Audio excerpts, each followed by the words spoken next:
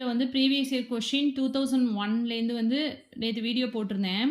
அதில் வந்து ஒரு கொஷின் இருந்துச்சு இல்லையா? ஃபோர்த்து கொஷின் வந்து இந்த வேல்யூ ஆஃப் இது வந்து J minus 1/2 of x. So J minus 1/2 of x இருந்தால் தான் நமக்கு ஆப்ஷன் என்ன வரும் அப்படின்னா root of 2/πx into cos x அப்படின்னு வரும்.